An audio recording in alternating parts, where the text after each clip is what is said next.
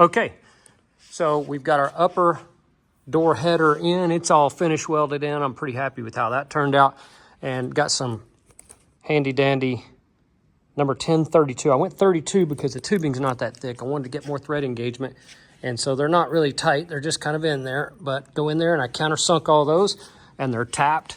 So that way the door is fully removable and serviceable. Or if I want to put a different style door on there, then I'm not using pop rivets. I can't stand pop rivets because the tails are the shop side of them. They go in here and then they rattle around. I just don't love that. So anyway, so it's screwed in there, and it's looking good. I'm really happy with how that came out. So stand by, and then we'll get our door frame in here because we're almost done with that. We'll start in our latches. All right, Seaplane door's looking good. We've just got to wait for a little bit of, got a little mess right there. We're just waiting for the glue to dry on the hinges here, and we'll check back in. Okay, so the glue's dried enough. I think I'm going to try to open this up. So the Seaplane door, I'm going to do a little bit of a surprise here. I'm going to actually run, I need some bracing here, so I'm going to run a solid bar back to here, and then I'm going to have an opening top window, much like a Cessna 172, 182, et cetera, et cetera. So I could actually run with the door completely closed, or I could do like a Cessna and then come out with the top part of the door. So I'm going to let my assistant here open the door. Look at that. Would you look at that? And it comes up and it's beautiful. Everything's looking good here. So now you can actually see how I did and then countersunk the screws. They're not tight. I've just kind of got them barely snug in there to hold this, but I like all this. I am going to leave the excess hinge right here because that's just going to be a flatter surface for my Lexan / polycarbonate to go up. So let's see how she fits. So when we shut her back down, looks good. I put some gussets down here in the corner. I want that to be nice and strong. They're lightweight, they're real thin, 22 gauge steel. And you know, I was really happy with the gaps, came out really nice and even there. Same with the front, gaps came out nice and even. So I'm very pleased. Let's keep moving. All right, so Shelby helped me put the door kind of on temporarily, so it is actually got hardware and it is fastened on. Yes, indeed. Very happy with that. I'm going to put our cross brace in here and keep on motoring. All right, so the cross brace is fully welded. Very happy with how that turned out right there.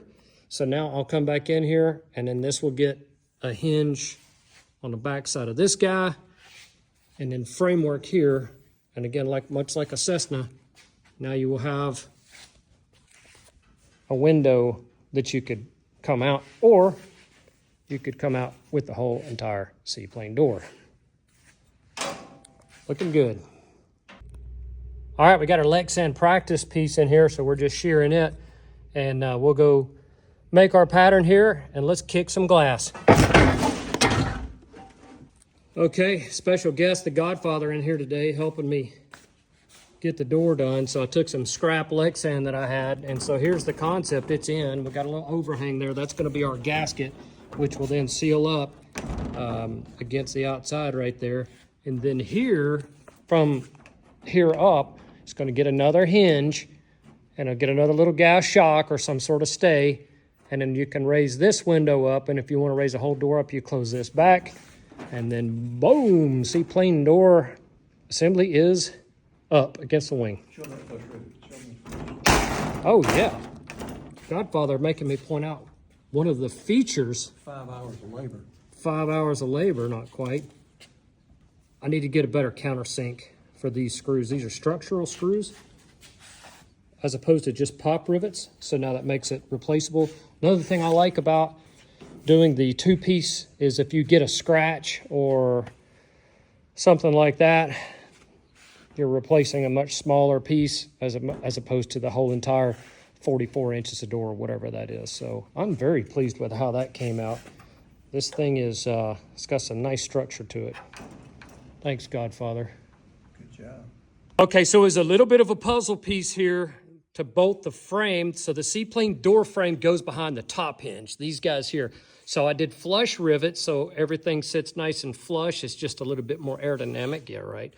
And then, so if the door is shut and you want to open the window, then this guy and its associated framework then just opens up. So that's what we got going on. So we're hinge on top of hinge on top of hinge. So let's see how this bad boy turns out. Okay, final product is quitting time tonight, but here's what we've got. We've got a Seaplane door that's completed. Just need to get my latches, my latching mechanism. I used some old crunchy Lexan that I had laying around to make some patterns. So that looks really nice. I'm very pleased with how the framework came out.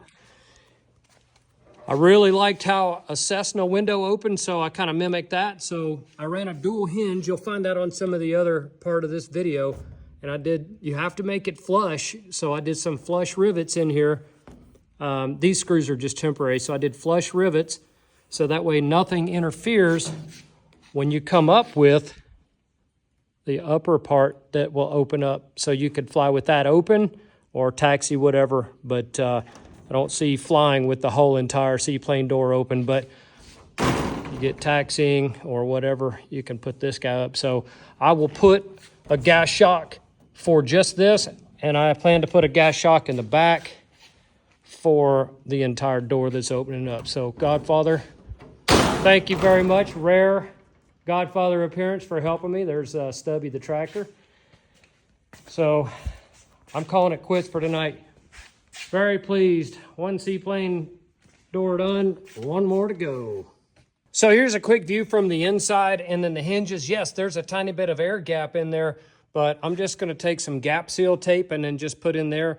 But the rest of it's going to get gasket foam tape around it. So I really think it's going to seal up nice. But anyway, that's just a view from the inside.